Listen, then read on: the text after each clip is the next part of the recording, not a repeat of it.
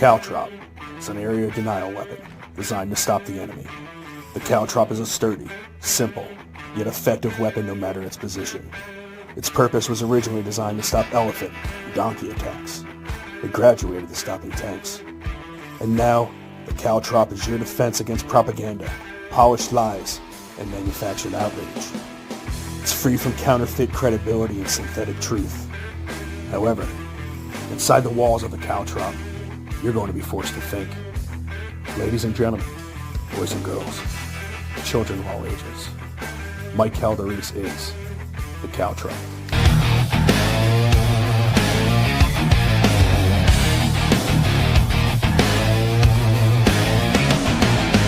Coming down the mountain from the heaven to the hell, the Mike Calderese, the caltrop, he never stops, so ring the bell. He bring the facts, he's been up every morning till we sleep. He get it deep, Mike Calderese, in your head and in your sheets. And we don't mind and we don't care, Mike Calderese is the caltrop. And we don't mind and we don't care, Mike Calderese is the caltrop. And we don't mind and we don't care, Mike Calderese is the caltrop.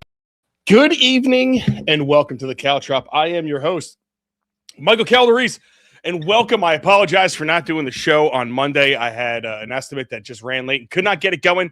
And honestly, as you could tell, I'm back upstairs and we had interesting getting everything back set up, right? So I apologize if I'm running late and all of that. But listen, I have a great show for you tonight. We have a lot. We're going to be going through local politics, state politics, and national politics on this Wednesday night. We have, I hope, two guests joining us. I don't think the one's gonna respond in time, but we will see. We had a local feud in Jackson, New Jersey. We have where Elliot Shem-Tov and the council president Mordechai Burnstein. You have seen him on the show before. Both of them, they had a little going back and forth. And it was reported in all the local papers. But it was interesting how it was reported. We're going to discuss it. We will definitely have Elliot on. I say definitely. I think he got my link, but I will check that as well. But we will have Elliot on. But we have, honestly, a lot to talk about, right? Because you have people losing their mind over Trump depicting himself as Jesus, and then he didn't help himself with his answer, right? We have, I want to dive into a little bit of Dan Bilzerian. I think Bilzerian, is that how you say his name, Dan? And it's the guy that I never particularly liked. I never really liked his, I guess, persona, so to say. But to listen to man speak and get questions asked of him, I got to tell you something. He might be changing my mind. We're going to go through a couple of his answers. It seems like we need more of that type of guy in politics, where they're not afraid to curse, they're not afraid to be themselves, they're not afraid to show you who they are, flaws and all. It's we all have this thing about wearing a suit and looking good and dressing the part, man. You know what? People in suits have screwed us royally. I wonder if a person in a t-shirt and shorts and banging handfuls of chicks in his backyard at times, I wonder if someone like that would do a better job for us. Because listening to him and then listening to the attacks that have come after him. Very, very honestly, it's very interesting what is taking place. And TMZ, the job that they did. I don't know how people even watch TMZ anymore. These type of interviews are fucking cringe. I don't know if you saw the interview with TMZ and Dan Bilzerian, but we have obviously a couple of different clips as far as that's concerned. We have obviously a lot of clips on Trump. Talking about oil. He said something, he had an interview with Maria Bartiromo, and dude, listen, guys, I listen to this stuff and I'm trying to listen for things that are going to be positive for us. And the more Trump talks, I don't know if I'm more critical of it, but I feel like I'm not hearing the same person. And I listened to him pretty carefully for a really long time. I mean, I'm talking in depth, day in, day out. Some of the things he's saying, the tone is overall different. I feel like I'm listening to a different person. And it's interesting because we watched Joe Biden change in front of our face when he became president as well. I don't know what's going on, but we're going to discuss that.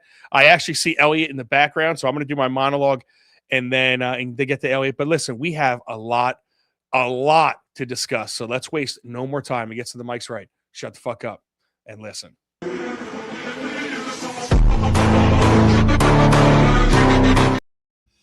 All right, ladies and gentlemen, again, I say this a lot, but welcome to American politics, where every issue is life and death, every tweet is a war crime, and every politician is somehow both a victim and a hero in the same sentence.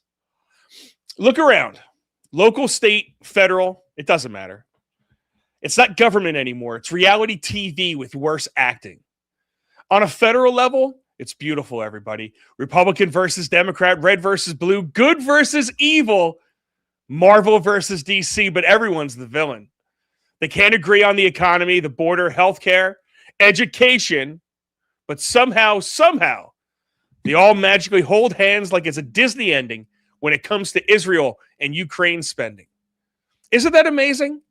We can't fix our roads, your schools are collapsing, losing funding, and your grocery costs are tripling.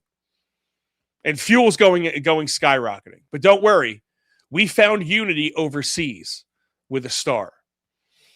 That's bipartisan, baby. You know how our government works. If it's not for Americans, it's not for us. And everything is hysteria. A meme is a national crisis. A joke is a congressional hearing. A picture is an emotional breakdown on MSNBC or MS Now.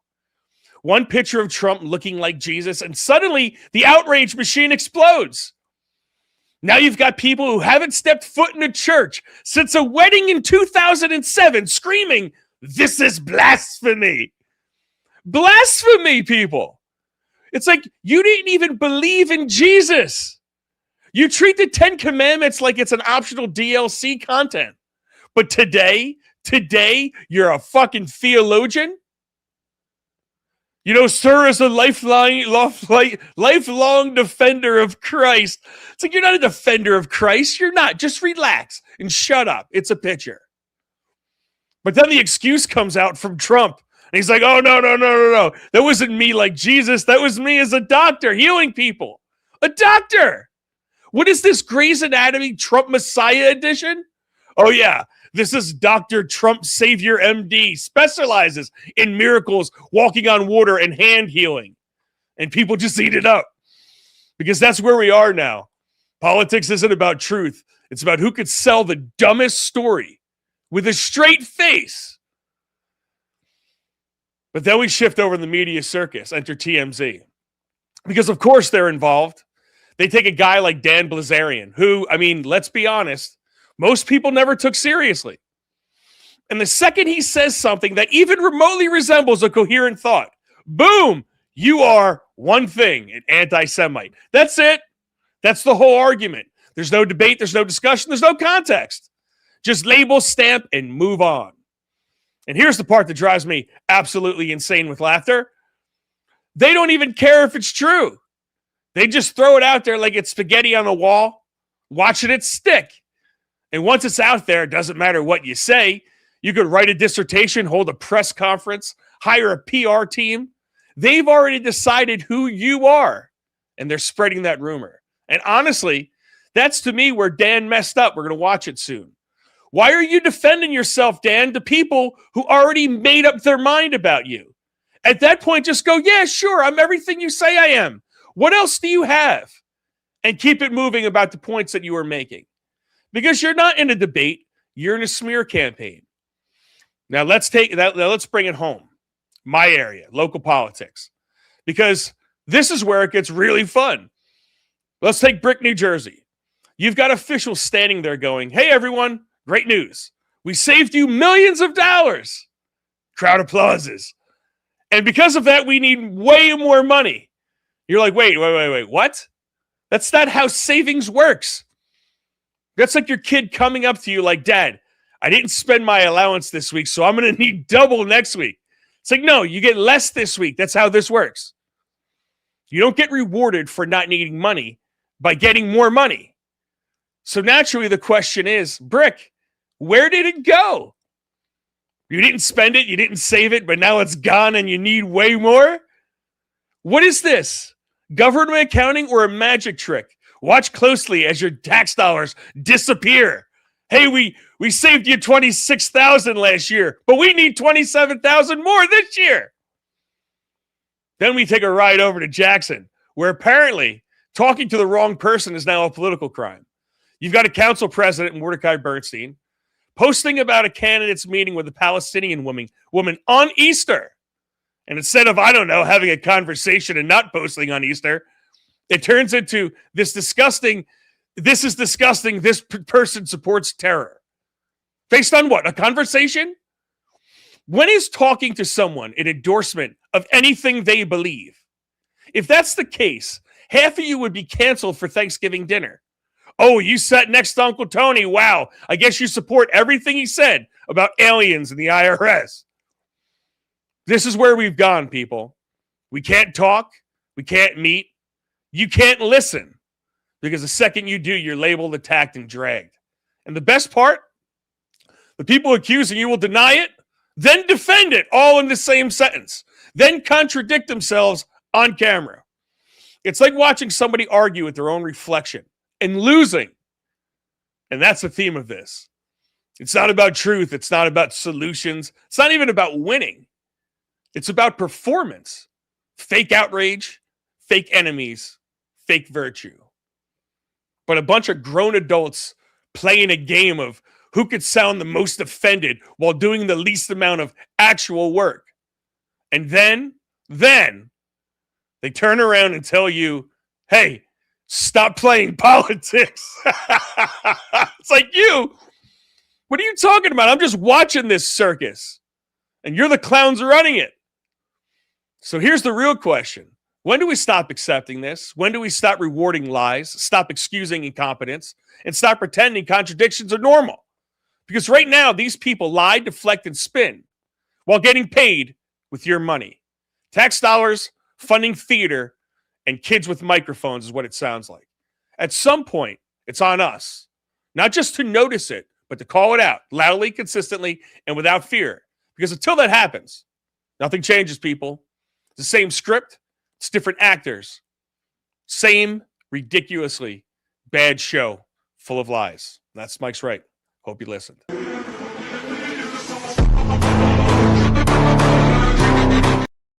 All right, here's my dilemma here, people. I have a dilemma. I have here a warm Oktoberfest beer that was sitting up here for, I don't know, maybe 3 weeks. But I have nothing to drink. I have nothing to drink. Do I have anything to even open this with? I don't even know if I have anything to open this with because I am parched. So oh man, look at this. So I am, what happened? Did I get canceled on Facebook? Is that what happened? What happened on Facebook, everybody? Did it just come off of Facebook? It says they're having trouble streaming to Facebook. I guess I am down on Facebook. That is interesting here. Let's see. It's interesting. As soon as I was going to bring Elliot on, yeah, look at that. I was live. I don't see any notifications. Did I do anything wrong? I don't know. I don't think it didn't say. I'm not saying I'm doing anything wrong. Morty mentioned me in a comment. Let's see, Morty. Is he going to come on? Is Morty going to come on? No, he said, I'm at a meeting, but was told you tag my calendars. Can't do it now, but look forward to debating Elliot. I don't want to debate it, honestly, Morty. I just wanted you to come on. And I wanted you to tell your side of the story because when I open this, and I don't know what happened on Facebook, everybody, but I need something to drink. So, oh, that's gross. Actually, that's pretty bad. Yep, that's pretty. Oh man, that's disgusting. But I have to do it for you guys. I have to do it for you. So let's not waste any more time. All right. I am going to bring on Elliot Shem-Tov, but before I do, I'm going to show you a couple quick little videos about this encounter just so you guys can really get it into your head on what actually took place. This is Eli, or sorry, Eli. I keep calling you Eli. Sorry. This is Elliot. Sorry, man. My brain is going crazy. This is Elliot Shem-Tov, mayor candidate, going up against Mordechai Burnstein. And this is, let me show you this first. All right. And I don't know why this is, I have something in my way here. And it's bothering the hell out of me. This is what Morty posted, just to give you guys some context. This is on This is on Easter. It says, would you go out to eat with one who supports the biggest sponsor of terror and responsible for the death of thousands of Americans? And then he goes, somebody who would sell out the safety of his or own family for a few votes. And at the bottom of it, it says it is disgusting. Okay. So you have that shots fired on Easter. Then this is what Elliot, and I don't know why I called you Eli. Sorry, buddy. You're not Eli at all. It's Elliot. Elliot Shem-Tov. This is what he says at last night's council meeting. And as most of you know, I'm running for mayor of this town, which I have the right to do, meaning meet with residents and have dinner with them. And I heard that Council President Burnstein posted on social media that I had dinner with someone who supports Hamas and terrorism that is responsible for the death of thousands. Do you admit or deny that allegation, Council President Bernstein? So it's not a question answer, but I deny that allegation, but I'll respond to you in a second. Did you say you deny the allegation? I deny that allegation. That's not what I wrote on social media. So you just heard him deny the allegation. And I'm going to post up what he said, right? And I'm going to bring Elliot. I'm going to get to you in 1 second. I just want to lay this backstory for everybody, okay? I'm going to post up what he said. When you go out to eat with someone who supports the biggest sponsor of terror and responsible for the death of 1,000 Americans, somebody who would sell out their safety for his or own family for a few votes. What are you saying there? For someone who would sacrifice his safety for a few votes? To me, you put those together, and it gave me the impression that you were calling not only that woman a sponsor or a supporter of terrorism, a defender of terrorism, but is somebody that will put Elliot's own life in danger. That's the way I took it when I read it. I actually questioned Morty on the thing and said, who the hell are you talking about? And he said Ayatollah Khomeini, because I didn't know he was actually talking about, this was before I knew, the backstory to this. Okay. And then this is the next exchange where you watch an interesting thing take place. You just heard the denial from Morty, and then he goes on to defend it, which was, I don't know how you deny something. We're going to talk to Elliot in a second about this. I don't know how you deny something, but then go ahead and defend the statement that you claimed you denied you made. Or maybe it's we're trying to weasel our way, or not just weasel, spin our way out of what you actually posted. And listen. With regard to your question about what I posted on social media, any person who is going to say that Ayatollah Khomeini is a hero and post videos of American jets exploding, I would never go out to eat with such a person. I don't care how many freaking votes that person would give me. I think there has to be red lines in politics, and I'm happy to say that there are certain red lines that I would never cross. To go ahead and praise Ayatollah Khomeini, who has thousands, forget Israelis, thousands of Americans dead on his hands, that's not something I would ever stand for, and I apologize if you disagree with that. That's all my response. I disagree with the fact that you're a council president of a town. All right, so let's waste no more time. Let's add to the stage Elliot Shem-Tov, my man, Elliot. I don't know why I was calling you Eli. Don't you go by Ellie sometimes, though, too? Never. Always Elliot. Elliot, right? That's what I thought. Okay, good. I don't know. I'm dumb. It's good to see you, Mike. What's that? How you doing, Mike? I'm doing great, buddy. How are you, man? Good, man. I'm doing well. Listen, I appreciate you joining me, and I appreciate you jumping in here, okay? And I have to ask you, when you saw those, when you saw the original posting, and I know you said you didn't see it when his posting, you got a screenshot over to you. What was your immediate thoughts? But first, before we even get to that, do you agree with what Morty was just saying right there, that you shouldn't even be talking to somebody that supports Ayatollah, like the comedian? And do you disagree that the thousands dead is a good thing? Like, what was he saying there to you? Look, he's bringing world politics into this. I don't care about world politics. I really could give two craps about I shouldn't say I don't care about what's going on in the world, but in regards to running for mayor, I care about what's going on here in Jackson. I had a resident that reached out to me, and she said, look, like some people, you have a Jewish last name. It predominantly hails, it's an Israeli last name. My father was from Israel, secular guy, whatever. And she said, I just want to know what your stances are before I vote for someone in this town. And I told her, I said, look, I'm not running for president of the United States. I'm not running for prime minister of Israel. I'm running for mayor of Jackson. My concern are the residents of Jackson. My concern is their safety. My concern is their taxes, the services, running a straight town, right? So at the end of the day, we had went back and forth, and like everybody who reaches out to me, good or bad, if it's not great, I will say, look, let me explain myself. Let me explain who I am. Let's get together. That's my calling card. You want to get coffee? Let's go out for coffee. Let's have a discussion. We decided we'd meet up for coffee. She told me that Dunkin' Donuts was closed. So we ended up meeting at a diner. And I said, you know what? Let's grab a bite to eat. I have no problem sitting down, talking to a resident. Councilman Pollock, my running mate, reached out and said, hey, I'm in the area. You mind if I drop by? So the three of us sat down and we had a really nice dinner. I mean, it started out a little weird, but it ended really well. And, I can get into the contents of the conversation as we continue our conversation. So who is this person, right? Because if you listen to some of the Lakewood news, they've smeared her pretty good in the press, if you ask me. They've all but accused her of being a terrorist as well, which was interesting reading, bro, because Morty was claiming he wasn't calling her a terrorist, but it seemed like all the Lakewood papers wanted to call her a terrorist. So was I wrong with thinking of it that way as well? Look, I've done a little bit of background on her. She's just a resident. She's never been in trouble. She seems to be someone that has very strong views against Israel. To me, if someone's calling me up telling me that they love everything about my platform, if they love everything about me, they have no differences with me, they love to support me, wonderful. For the people that want to have a more diverse discussion about who I am, where my family originally came from, many moons ago, and they seem to have issue, those are the people I want to talk to, right?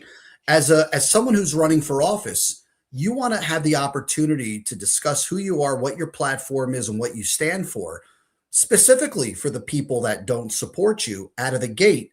And I figure communication is the best tool in politics, because most of the time people see a name, they see some fake news, they make an assumption. It's a small town, but it's a big town.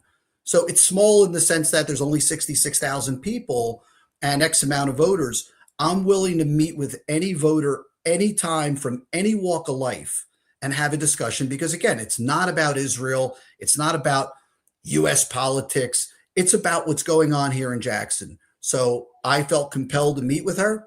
She was very courteous. She was very nice. Bottom line, she was very respectful. I would never meet with someone that wasn't respectful. If I'm going to be disrespected or my family's going to be disrespected, I'm not going to meet with that person. Respect is a two-way street. So she was exceptionally respectful, and we met up and we had a nice conversation. And you didn't feel like your family was in any danger? No, not. Did you think immediately after this conversation that Iran was going to lob one of their missiles at your house? No. Because that's this is kind of what I, was thrown at you here, bud. Yeah, no, not even the slightest. I met her in the lobby of a diner with 15 people in it. Very bright place, public place.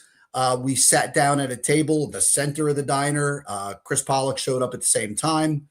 The three of us sat down and again had a great dinner. Look, she came. Did you have to pat her down? Did you have to pat her down for like a vest? Like under her dress? Like was she wearing a bomb or anything like that? No, I'm trying to understand the outrage of having dinner. You know what I'm saying? I'm asking ignorant questions because I'm trying to understand what the problem was. If you could help me understand that, that'd be great. This way, if I put her in a lineup with 20 other residents, and let's just specifically say 20 females, right? You wouldn't know who the Palestinian is. And, she doesn't look like some kind of, movie monster or somebody that you'd see on TV. They're like, whoa, look at that scowl, like she's ready to detonate a bomb. She looked like a sweet woman who wanted to sit down and have a conversation, all smiles the whole way through. Look, bro, I'm 54 years old. I know how to handle myself. I've been a bodybuilder for many years, bounced up and down the Jersey Shore in my early 20s and mid 20s. I can handle myself. Chris Pollock, he's a martial artist. I think he can handle himself too. There's two men who are pretty well equipped to handle just about anything. And here's this, I don't know, 112-pound woman who's And about you're in danger. 5 foot. Yeah. I mean, if there's any moment in my life I felt like I was not in danger, it was that moment. So let me ask you a question. What were her concerns that were so outrageous that nobody could hear from her? Like, what were her concerns about Jackson? It started out with world politics, of course, right? And I'm going to be completely transparent here. The first thing she said to me was, I need to educate you on what's going on in Israel with apartheid and genocide. I said, look, before you even go there, I want to make something clear to you. You have your thoughts and your rendition of what's going on the Palestinian side. I may have my thoughts and rendition on what's going on both the Israeli/Christian side. Okay. Then somewhere in the middle, you have the truth. Here's the most important thing. I told her, I said, you are here in Jackson. I am here in Jackson. We are thousands of miles away from that war zone. We really don't know what's going on there. I mean, I have some family that's there. I'm assuming she may have some family, but we don't know. We're not there. So my response to her is, why don't we talk about the issues in Jackson? Because we both live here. We both occupy this same space. Let's talk about that space. She looked at me with a smile and said, fair enough. Fair enough. She goes, you know what? I respect your response. And she said, I respect the fact that you were civil. You didn't jump down my throat. She said, most people I have the conversation with, they'll attack me. And then I get put on the defensive and I just kind of shut down. I said, that's fine. I'm here as someone running for mayor. I'll talk about anything you want, but let's talk about the issues. And that's why Councilman Pollock was there as well. We had a delightful 45 minutes to an hour of grabbing a bite to eat. And that's pretty much it. And that's pretty. And again, like, what do you think? What were her top 3 issues that she cared about in Jackson? Because I'm trying to, we play this game, and it's one of the things that I speak out about all the time is the fact that you have, this, we take the nationwide, worldwide stuff and we try to suck it down into our local politics, but deep down, that means nothing in our worlds, right? So what were her top 3 issues that you think were the biggest concerns for her? For her, number one is safety. Remember, here's a woman who she has pretty radical views. Okay. And she'll admit that she's got pretty radical views. Her Facebook is open. You can see some of the pictures, look, I'm not going to lie to you. When I saw some of the pictures on her Facebook, I was a little taken back, but everybody has their own personal beliefs between the whole Israel-Palestine thing.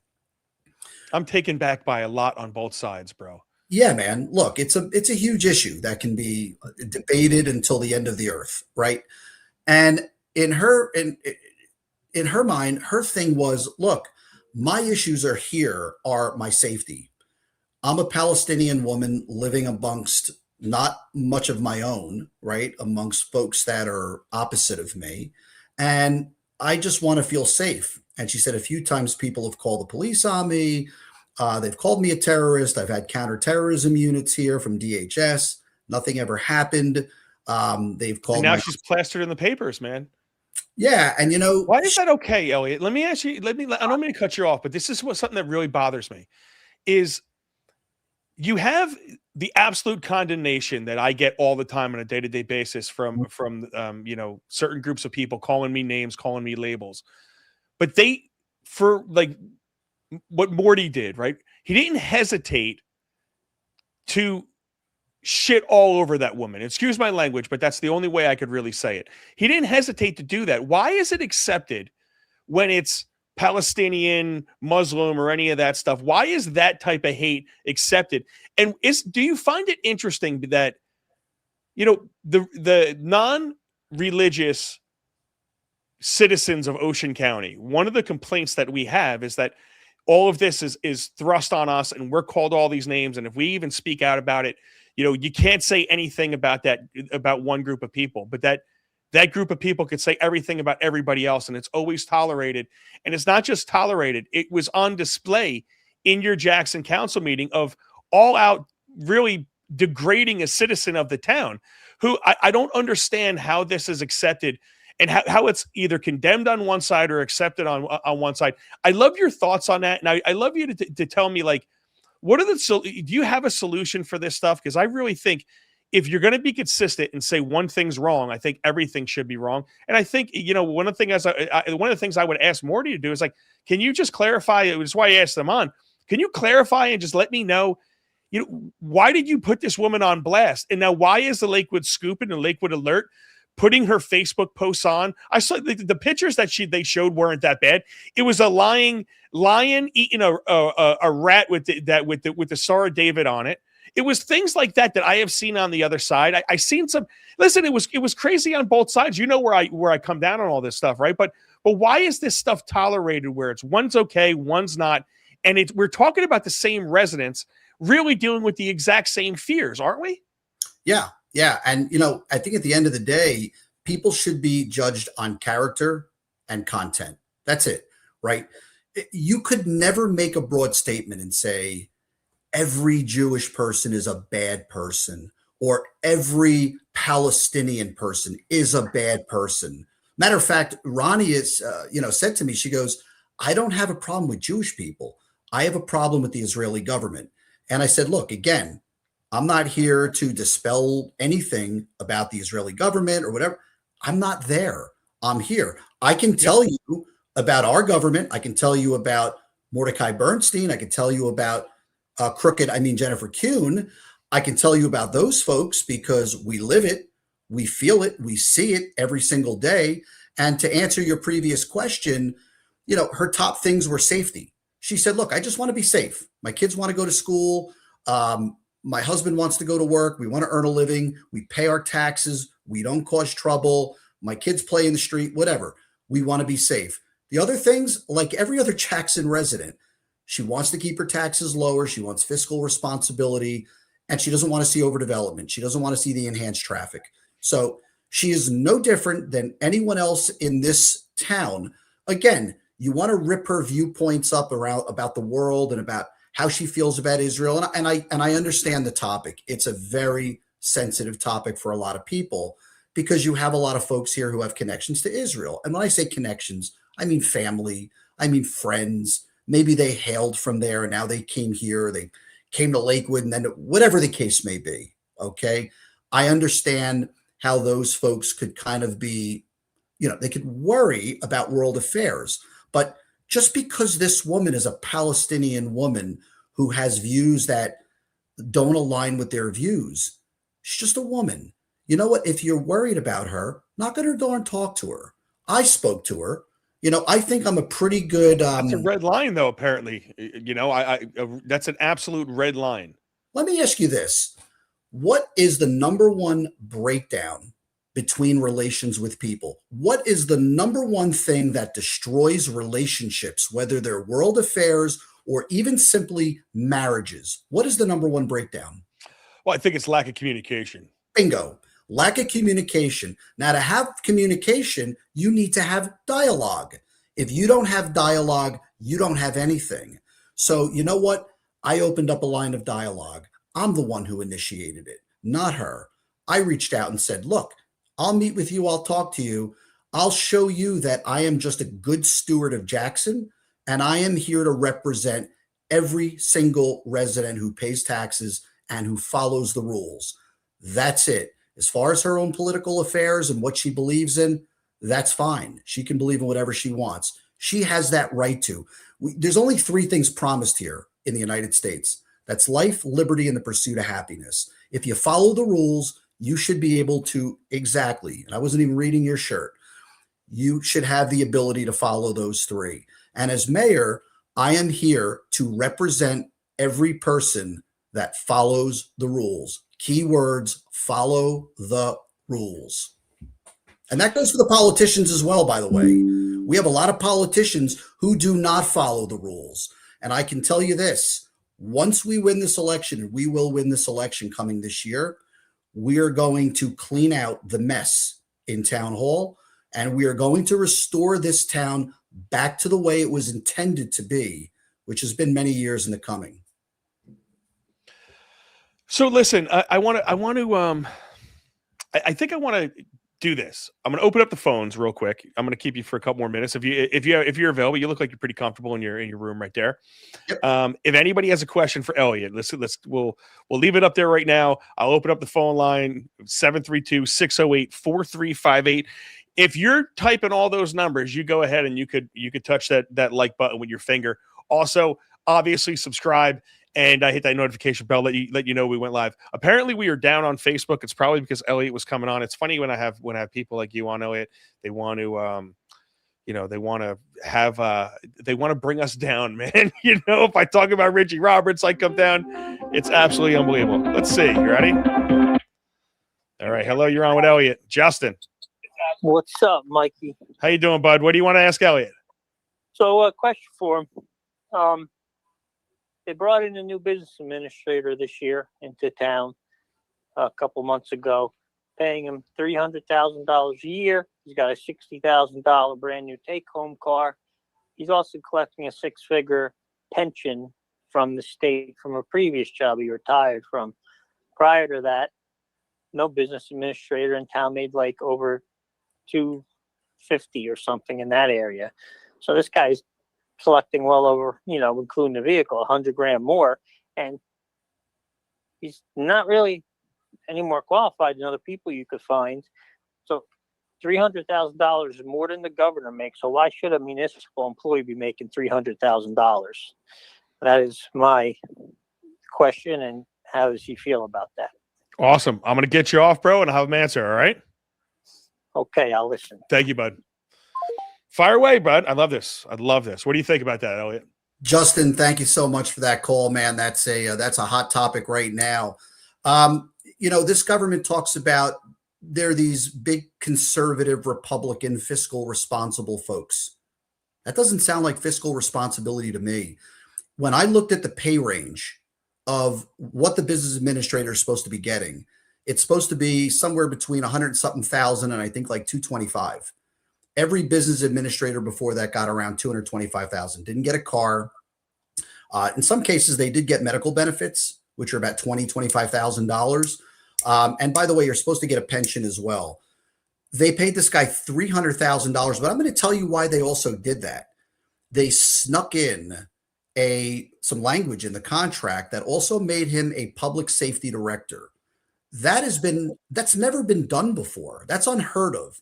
To have a public safety director / business administrator, you're supposed to be spending 35 to 40 hours a week as the business administrator. And for those of you who don't know what a BA is, that's a chief operating officer. They're doing all the functions and mechanics in the background of running the town while the mayor is overseeing just about everything else, right? All the executive stuff. So for them to have PSD duty, public safety director duties, and oversee the chief of police, who was just elevated up. And we just had a massive lawsuit, $2 million for the previous chief, because we had a public safety director that gave him a hard time. Why would you do that? They put it in the contract. They never told the council. They never told the public. You want to talk about transparency or lack of? Sorry, that is the worst case of transparency I've ever seen. And here's the kicker to this. They were supposed to produce a first run copy of the budget over 2 months ago. Okay. Not only do they not have a budget complete, which it should have been complete recently, at least a month or two ago. Okay. They go and hire a third-party consulting firm to assist. You're paying this guy $300,000 a year. So now he's supposed to be putting the budget together. I guess he's supposed to be out there helping Chief Mary Nelson get her feet wet as being the new chief of police. Why are we spending even more money? And how much are we spending on the consultant to get this done? So, yeah, I find this to be harrowing. You want to talk about lack of fiscal responsibility, and then you want to talk about bloated government.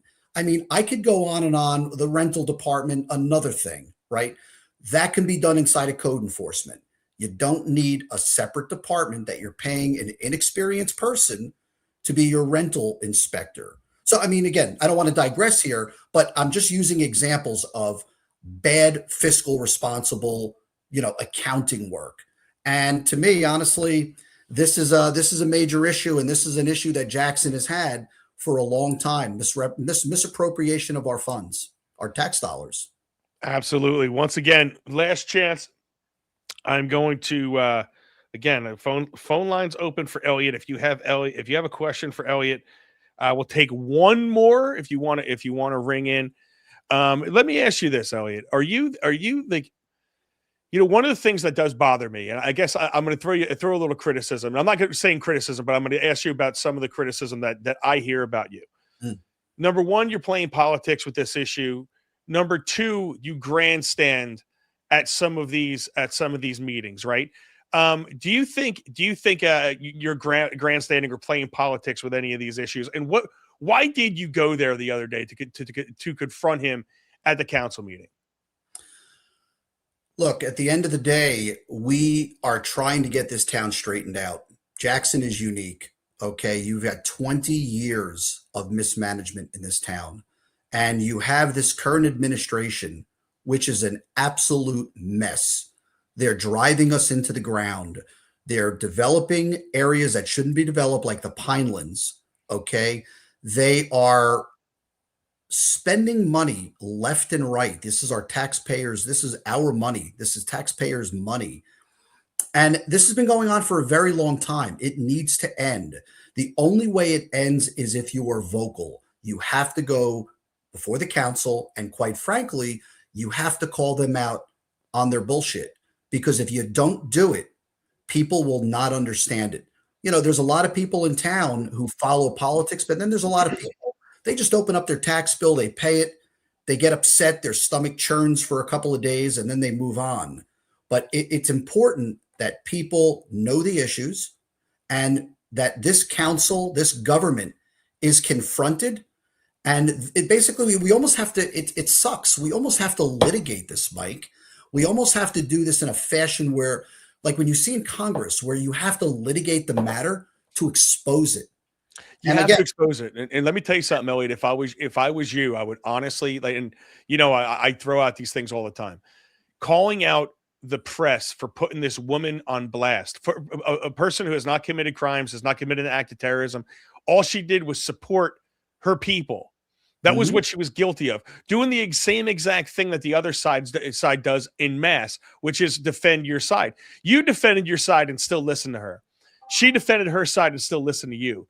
And I think somebody needs to. And I will do it as well. But I think it would help if you really chastise the Lakewood media for some of the disgusting tactics that they did to this woman, where if it was done to them, they would have a serious problem with it. And they know it. Look, I call a spade a spade. If you're going to say something that's maybe sensitive, but it's true, and then you throw the anti-Semitism thing out there, I mean, it's gotten to the point where the word anti-Semitism, it starts to almost become invisible. It doesn't even process anymore, because it's thrown out for every little thing. And so then real anti-Semitism gets overshadowed and ignored.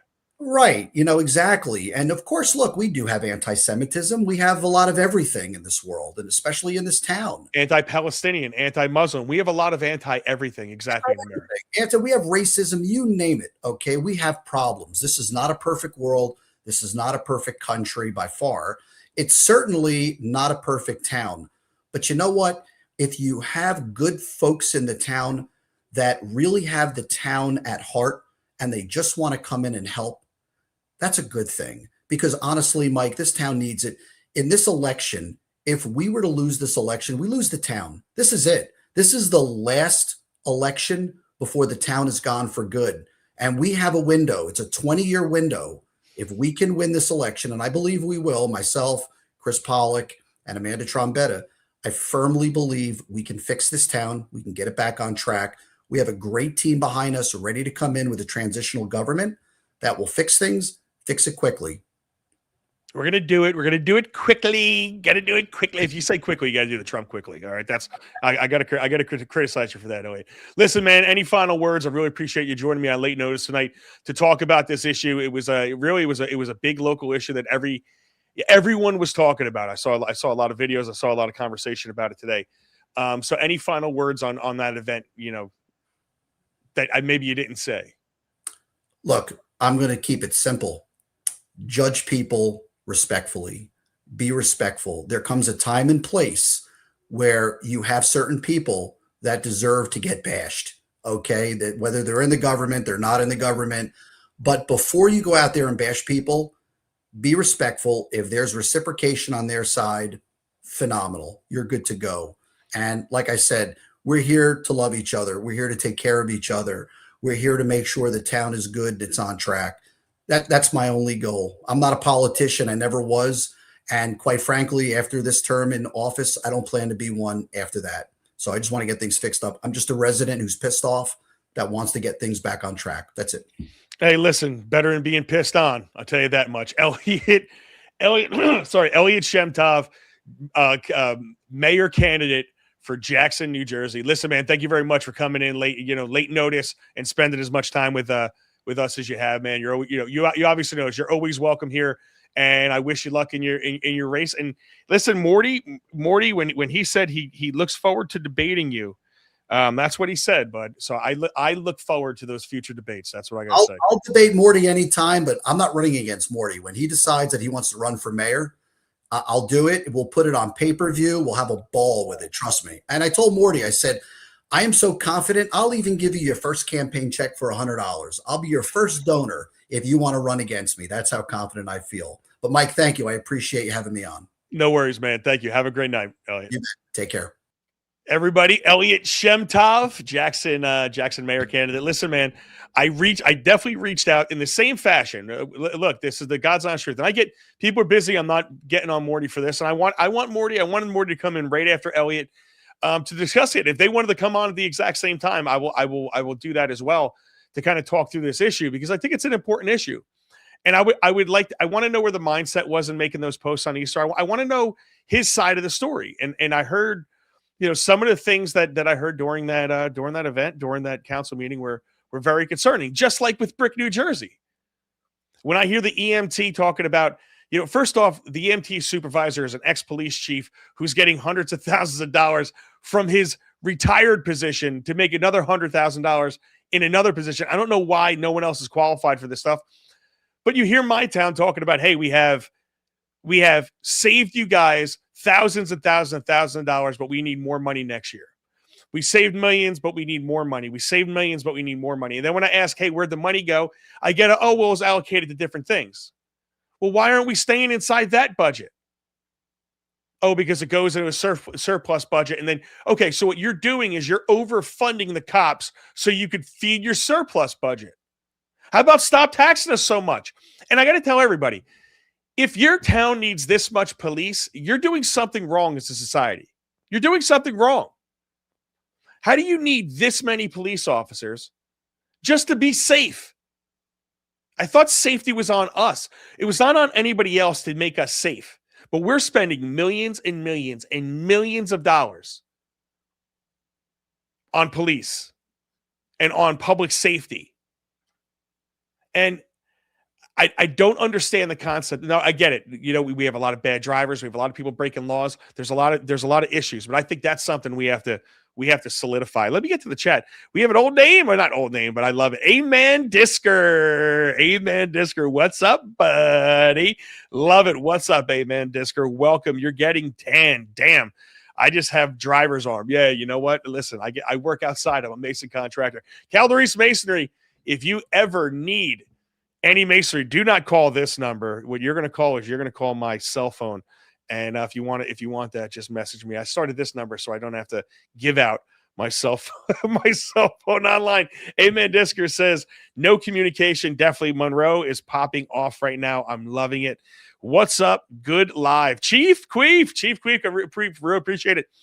Listen, it still looks like we're live on YouTube and Rumble. It looks like we are down on Facebook. Very interesting. Mama Duke says, sorry I'm late. Mama, I need you to do 10 push-ups because you're late. You are not allowed to be late for this. It's Johnny says he's late too. He's missing the show.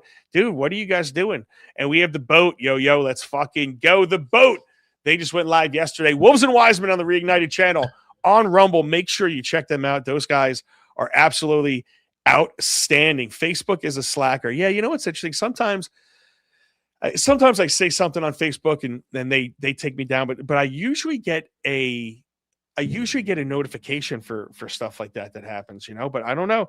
Didn't notify me. I have nothing. Let's see if it's still nope, and nope. No. So it's not like I've been flagged. I've not been banged with any. I don't see any copyright. It just seems like it ended for some unknown odd reason. But listen, if you guys do want to call in for the remainder of the show, the phone line is open.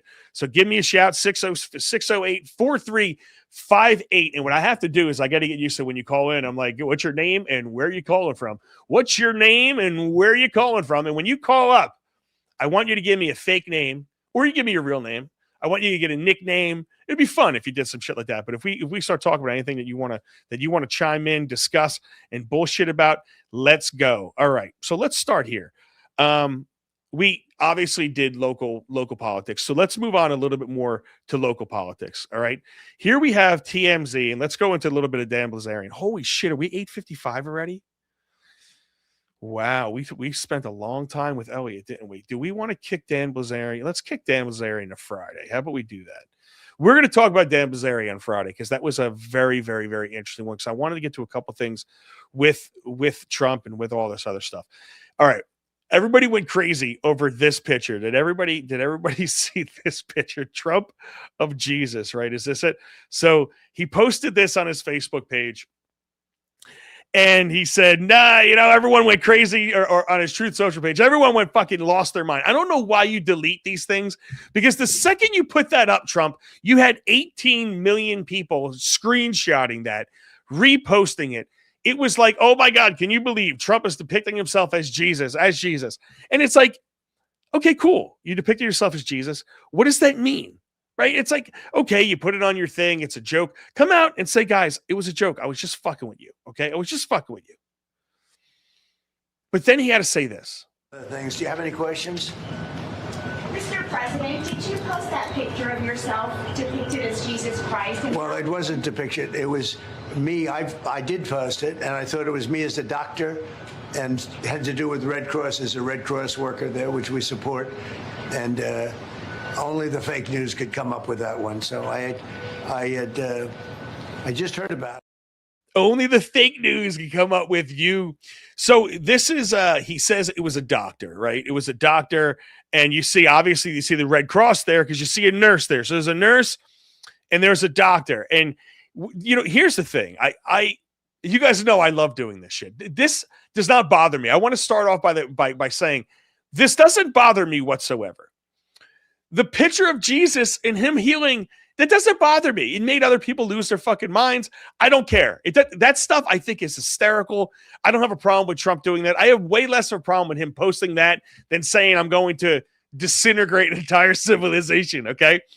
But he puts this out and then gives you the doctor reference. So this is what we're going to do because, silly me, I did grow up Catholic, right? And one thing I know about Jesus and angels and shit is they get that glow around them, right? So you had a couple different people that had the glow. You had Jesus, you have the angels, and then you had Show Nuff from The Last Dragon with the glow. And then eventually Bruce Leroy got the glow and he was able to glow.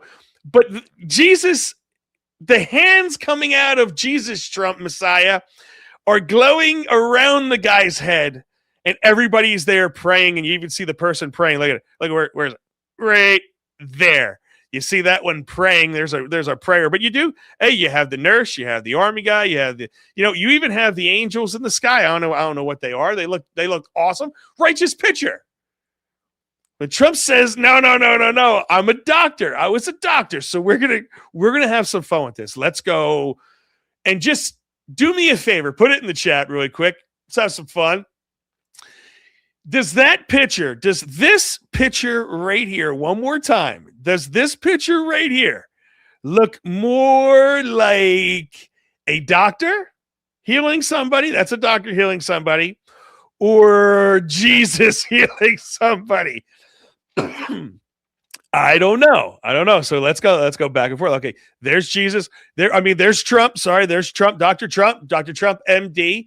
Obviously, you see the white cloak and the red swath around him, right? So let's see. Is it a doctor or is it Trump? Here's doctor number 2 here. Look at it, checking the heart rate. She's breathing. Give me a deep breath in and exhale. She was in the deep breath in stage. She held it for a second. Her lungs sounded great. We have doctor or we have Jesus. I don't know. I haven't seen a doctor yet wearing the sash. Have you seen a doctor yet wearing the sash?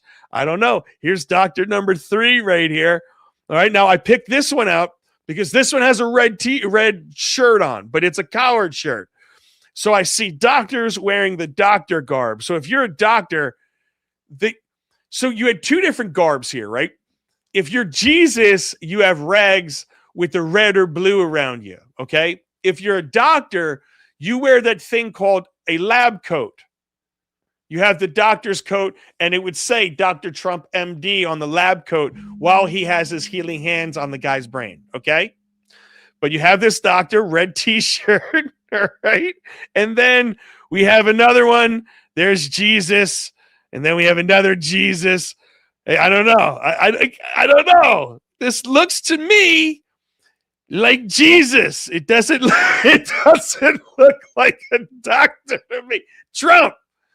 Fuck, man. Just say, yeah, bro. I'm Jesus. And Trump went on to say, oh, no. I think of myself as a doctor because I have healed many people. I don't know. Guys, I got to be honest with you. I don't know what I'm fucking listening to with this guy anymore. It's tough. And let me play a couple of Maria, and I'm going to go a little bit over because I wanted to do this, right? But let's play some from this Maria Bartiromo interview. And it goes from what he wants in Iran and the deal process, because you had something very interesting. Here was JD coming back, and you guys probably already saw this, but you obviously know the deal failed. Here's JD. News is that we have not reached an agreement, and I think that's bad news for Iran much more than it's bad news for the United States of America. So we go back to the United States having not come to an agreement. We've made very clear what our red lines are, what things we're willing to accommodate them on, and what things we're not willing to accommodate them on. And we've made that as clear as we possibly could, and they have chosen not to accept our terms. I didn't think they were ever going to accept the terms, right? Because when they came out, they were saying, well, we're going to talk about our terms only, and they were kind of surprised that we were going out there. But Yankee says that's what current doctors wear. I've never seen.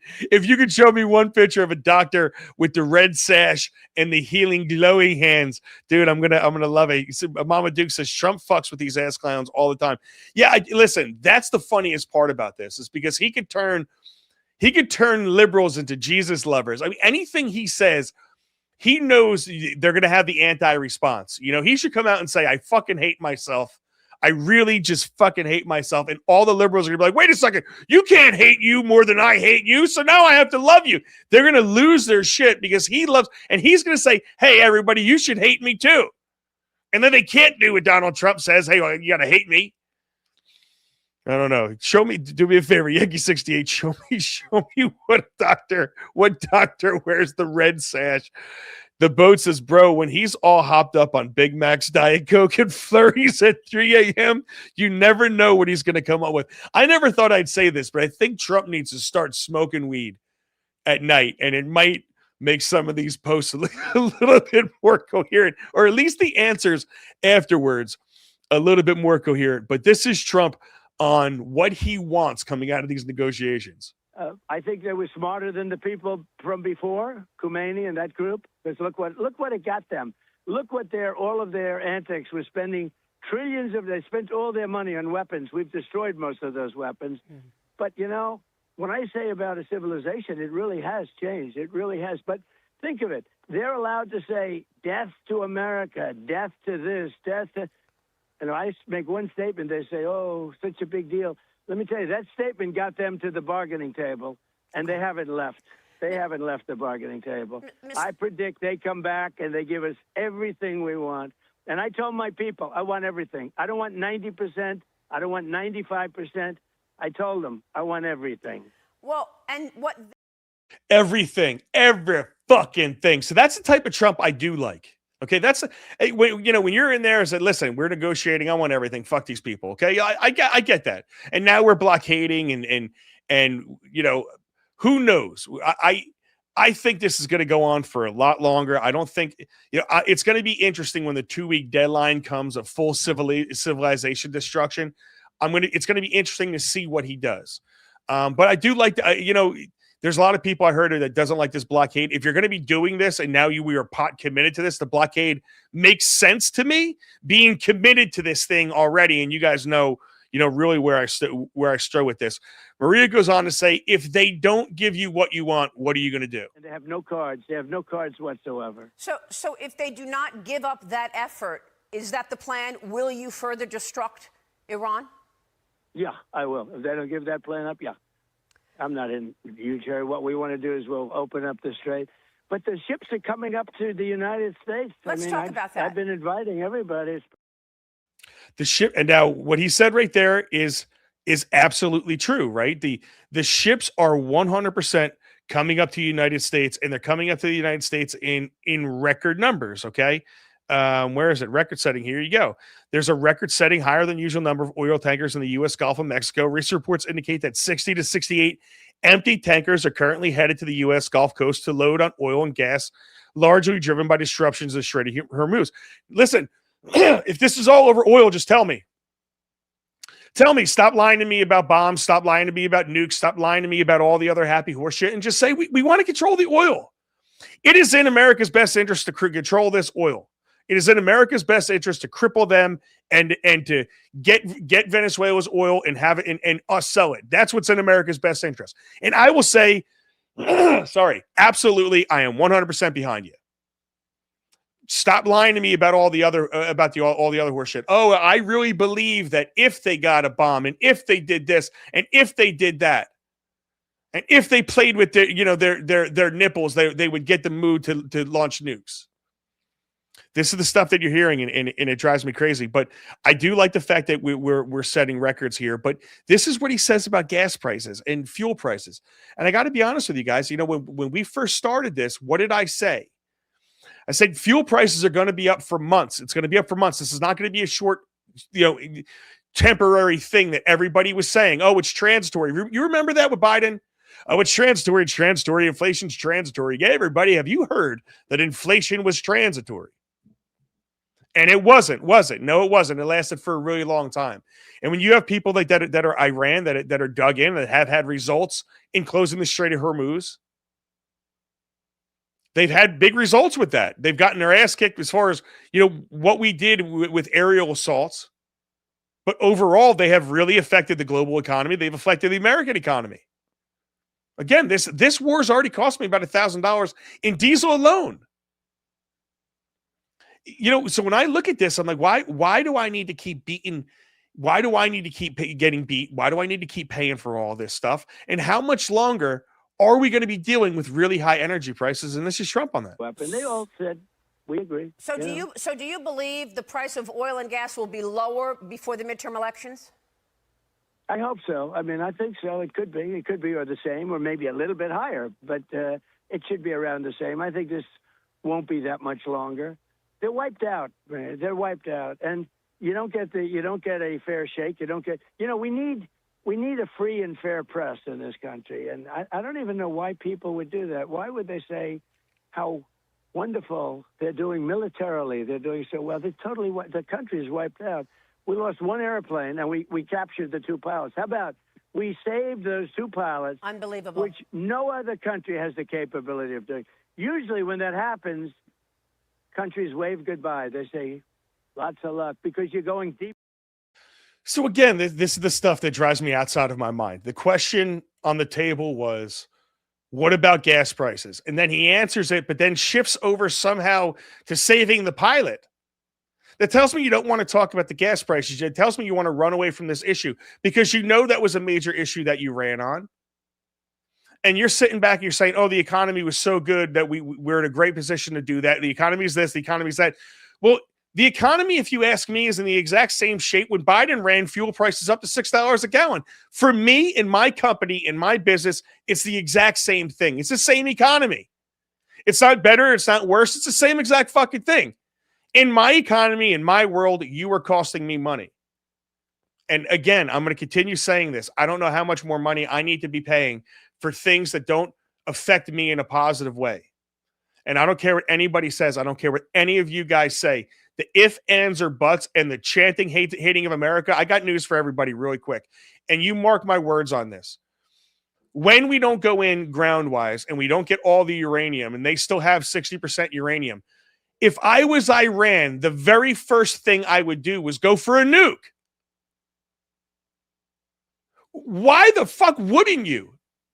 Because the truth of the matter is that's going to be the only deterrence for America. If you're an Iranian, I'm not talking about this from an American perspective. This is the Iranian perspective. If you are going to have any type of sovereignty and any type of legitimacy on the world stage as a country, you can't allow this to happen. The only deterrence that they actually have is getting that nuclear weapon now. And North Korea is the example of it. North Korea has a nuke. Nobody fucks with them anymore. It worked for them. So what would you do? Are you going to sit there as Iran and be attacked year after year after year from Israel over and over and over again? And you're going to have nothing to do with it? All while Israel isn't a part of the IEA, even though that they had governments and the American government say that they should be a part of it, that they have nukes, won't admit to nukes, won't show us who their nukes are. And if you ask me, have a reason to use them according to their theology? Nobody wants to talk about that, but talk about the rapture and what takes place at the end when their Messiah comes back is the rapid death of a lot of people. What's the only thing capable of doing that? That's nukes.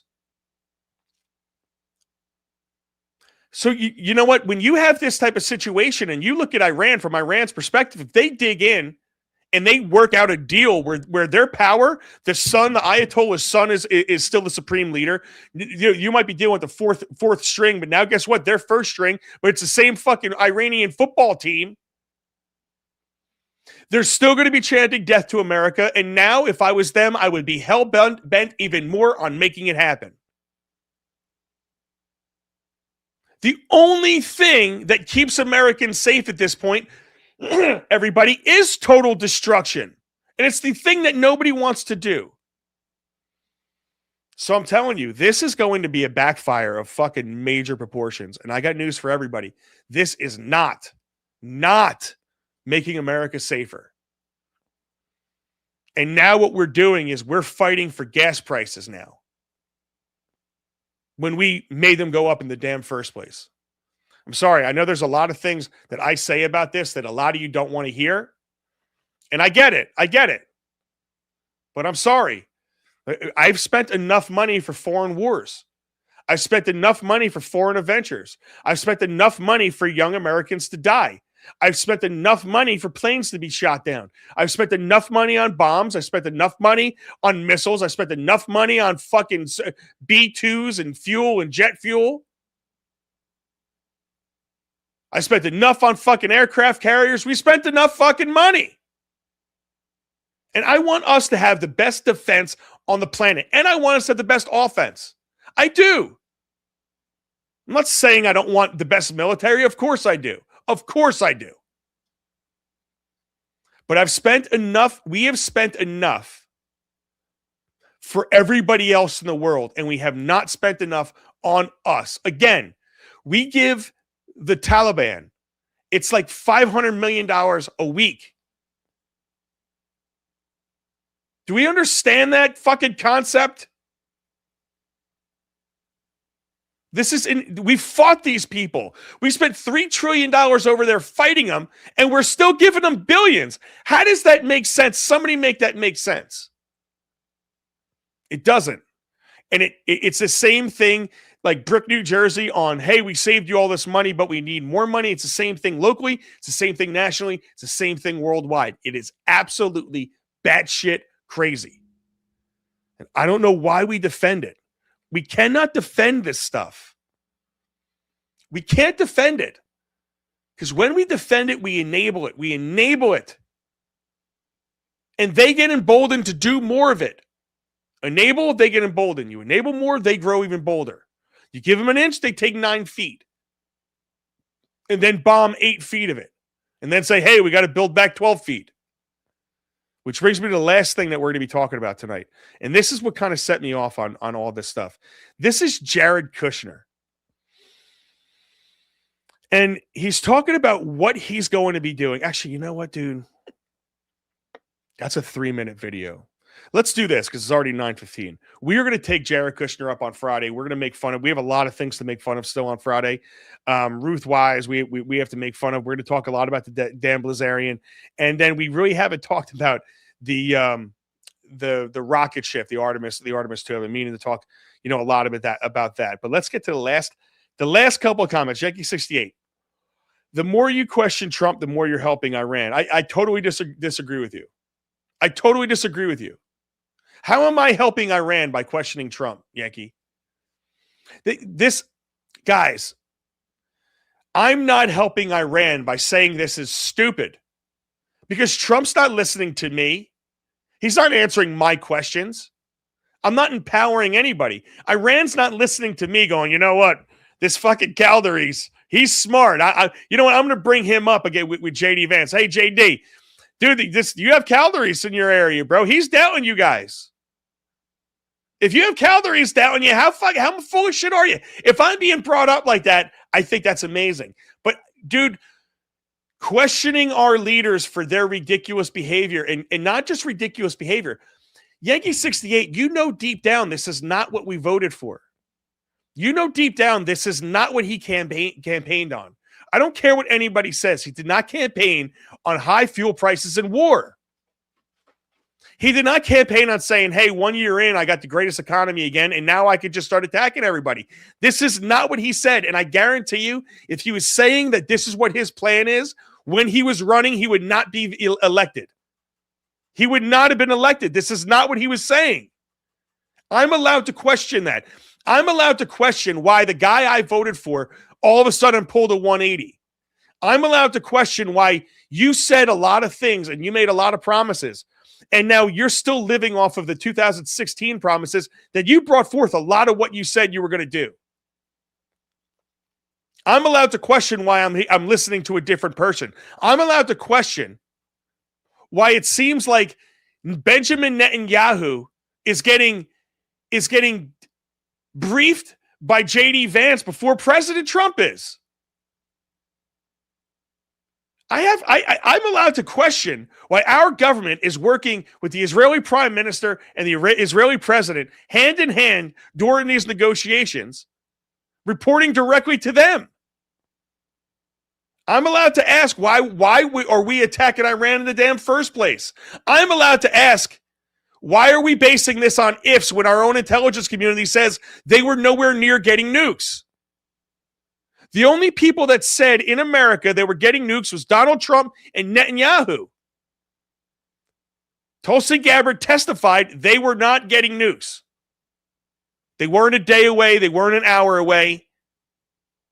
They weren't a year and a half away. Were they enriching so they have the capability for breakout? Yes. And now we are being shown the reason why they were doing that in the first fucking place. And if anything, we're pushing them harder into it. The boat Yankee, I'm not saying it wasn't a tactical move.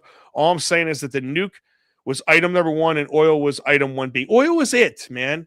This has nothing to do with nukes. This has nothing to do with nukes. It doesn't even make any sense that Iran's going to nuke anybody in the area. How does that make any sense? Oh, yeah, you destroy Israel, but you also destroy yourself in the process. Or you take out part of America, and then the whole Middle East is nuked. How does that make any rational sense? Oh, they're going to get it, and they're going to use it. Like, they're the only ones capable of dropping this. Not the people denying they have them in the first place. It's batshit crazy. It's Johnny. That's what I'm telling him. Wait, where's Johnny? I agree with you, Mike. Our refineries here can't refine our oil. Look it up. Yes. So what happens is, yes, we can refine our oil. We only have a handful of refineries that can refine the thick-ass Venezuelan oil. So what they have is, in Iran, guess what? They have light crude. Venezuela has very heavy crude. Iran has light crude. And what happens is the way we're able to refine it in our refineries is we mix the light crude with the heavy crude, and boom, we can now refine it because we mix the product together and is refinable. Or we've been sending the heavy crude into, I think it's somewhere in Texas, and they have a heavy crude refinery that is in Texas that is taking the Venezuela oil. Death to America. Wrong, Mike. We have the sweet crude. We have the crude. Yeah. I'm not wrong about that. Venezuela has the heavy crude and Iran has the light crude. There's nothing wrong about that. And death to America, they're still chanting it. They're still chanting it. What's the fucking difference in them saying death to America or Donald Trump saying I'm going to destroy your entire fucking civilization? There is no difference to that. Zero. There's no difference to what they say, to what Israel says, and what Netanyahu has been saying for 40 years. They should be chanting death to America. They fucking should. This isn't me taking their side. We have fucked with them for long enough, haven't we? How about we stop fucking with them and maybe they will stop chanting death to America? We have to stop pretending that we are right in every single thing that we've ever done in throughout our entire history. Fucking with that country has done nothing positive for us. Besides, we get to drop a lot of fucking bombs. I'm sorry, man. I will never, and the boat says zero difference whatsoever. I will never go along with this. Because it doesn't make any sense. Again, when we have put the Shah and taken the Shah out, through a coup, have another coup, then they had the revolution. Then we gave them the damn nuclear technology in the first place with atoms for peace. Like, this is how fucking insane this is. And everyone wants to say, oh, Hezbollah were terrorists. Look at the Stern gang with the Israelis. The Israeli terrorists that were deemed terrorists went on to be prime ministers of Israel. Do we have any clue what the hell the history of this area was? I'm getting so sick and tired of these arguments, guys, because listen, we're getting caught up in the hysteria. We're getting caught up in the media lies. I don't care these people chant. Their chanting is like the 90th thing on the list that affect my fucking life in Bricktown, New Jersey. What affects my life right now in Bricktown, New Jersey is the gas prices. Not death to America. It's death to my wallet through diesel. What's bothering me right now is the fact that I'm watching jobs slow down, and I'm still busy, but I'm watching businesses fail. I'm watching American businesses go out. I'm watching Americans suffer. I'm watching Mom Dami give free fucking groceries out on the government dime. I'm seeing more people and more young kids have no like choice to buy houses, turning to socialism, turning to all of this bullshit. And while we drop bombs, how many more times do I have to say it? I'm watching religions win fucking elections in America. I'm watching religions take over entire towns in America. While we drop bombs over there, those same religions are winning here. And we pretend like they're not saying death to America inside their American fucking house. Of course they are. And why? Because we're the police of the world that fucks with everybody. And the crazy part about it is, while we're bombing everybody over there, they are making their way here. Oh, terrorist cells and all this other stuff. It's only a matter of time before they get up and they actually produce a nuke. And now they actually fulfill the prophecy that people have been saying that they are going to do for years now. They are going to now fulfill it. And you mark my words on it. Again, we need to have a face-to-face discussion. This can't do it on the chat later. Then read the Quran. Listen, Yankee, I don't give a fuck about the Quran. How many times, like, I hate these arguments, man, because it's like, oh, well, if you're not for America, then you're for them. No, I'm not. I don't like Iran. I don't give a fuck about Iran. I don't care about their politics. I don't care about their religion. Fuck Muslims, fuck Jews, fuck Christians, fuck all you. I don't care. I have read the Quran. I don't agree with a fucking thing in it. I have read the Bible. I don't agree with anything in it.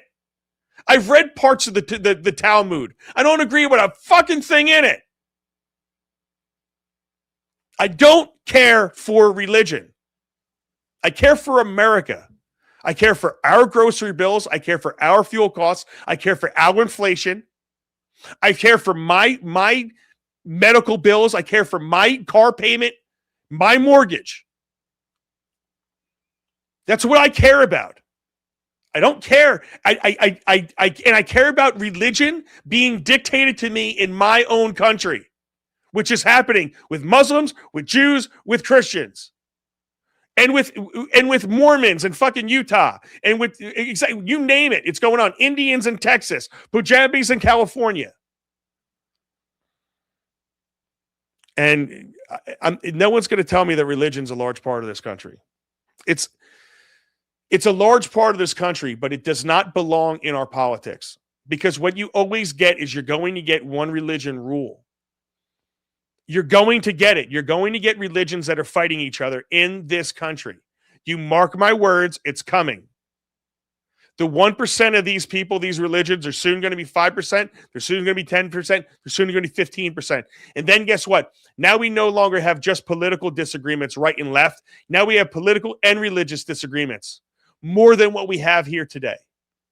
And I'm sorry, it's things that I can never get with. And I'm telling you, maybe when we talk face to face, and I love to do it, Yankee, we have to talk about what does America gain from this? And it has to be more than people chanting. It has to be. Amen Disker says the fact he campaigned on the exact opposite. He did. I mean, it's just the facts. It's just the facts. Verizon needs to take the old man's internet.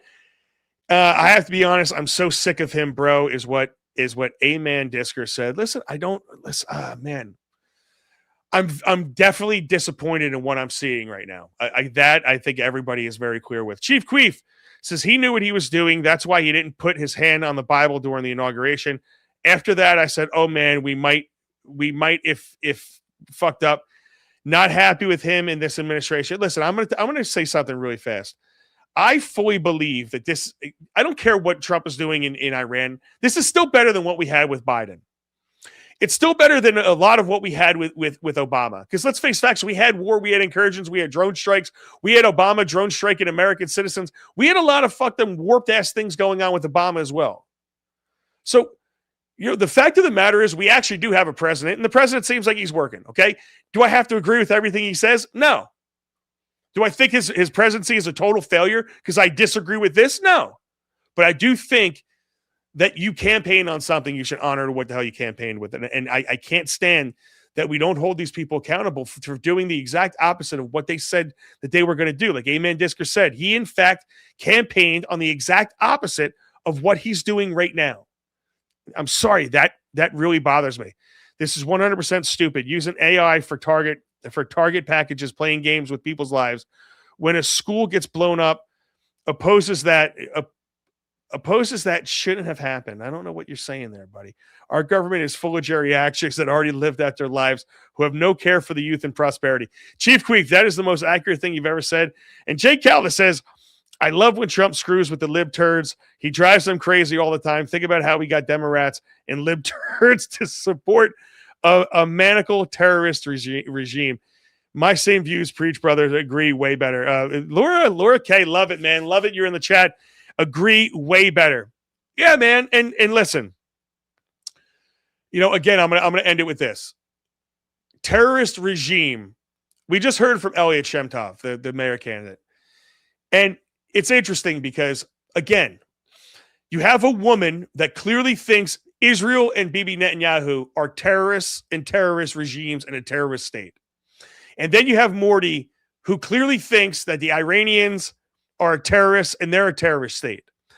You have the Lebanese creating terrorists to stop terrorism that was happening to them. You have Libya creating terrorists to stop terrorism that's happening to them. Maybe everyone has to understand something. Bombs are terror. Guns, bullets, the sound of fire, the sounds of guns going off. That shit is terror.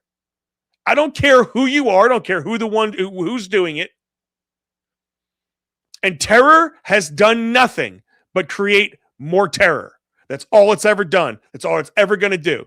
And when we start labeling people terrorists, when they use terror to stop terrorists, you guys are getting sucked into this bullshit narrative that the media is trying to feed you. We're all terrorists to somebody. Please get that through your head. Stop saying, hey, they're terrorists, like it means something, because it absolutely does not. Guys, listen to me. Caltrops, we have to use our brains. We have to question everything. We have to not accept what the media is giving us. We can't accept ifs. We can't accept possibilities. We can't accept buts. We can't accept talking points. We cannot do this stuff. We can't accept subjective-ass words and subjective-ass labels. Because when we do that, all you're going to do is get more of them. Caltrops, we have to stop our brains from being allowed to be manipulated by media, by politicians, and be manipulated by yourself because you don't want to admit that maybe you did something wrong. Maybe I wasn't right in picking Trump. I got to tell you, I think I was, because Kamala was not going to put us in better shape. But maybe that's the problem. Maybe we have two candidates that are really not good, and we allow it over and over and over again. And one day, maybe we'll get a very good candidate. Maybe one day we will get a candidate. And let's hope locally we have better candidates, because I got to tell you, Elliot seems like a good candidate for Jackson. But I got to tell you, man, Lauren says, stop listening to the media and think for yourselves. Yes. And if the questions don't add up in our minds, we have to address them. We have to be able to admit that we may have been wrong in a choice. We have to be willing to admit that people have did us wrong. We have to admit that people that we support may be wrong, may be acting wrong, may be doing things wrong. We cannot blindly support everything that they're doing because we support them. That's where I'm going to leave everybody with. I really appreciate you guys. Thank you very much. Hey, listen, please do me a favor. Finger blast my like button. Share this. Of course, subscribe to all of our channels. Mike Calderese on Facebook. Center Cut Media. Everywhere else, Center Cut Media. And I think actually Instagram, Calderese Unleashed. But you're going to find my last name. You put Calderese or Center Cut Media anywhere, you're going to see me pop up. Subscribe to all my channels. I really appreciate it. It really helps me. Like, share, all that good stuff. I really appreciate you guys. Thank you very much for joining me. I didn't have many phone calls, but listen, guys, I encourage you. If you want to get on the phone, give me a call at any point. The phone's going to be on. I bought it. It's $15 a month, so we better start using this shit. And I do it for a reason. But thank you guys very much. This Caltrop. We'll see you on Friday, and I'm out. Later.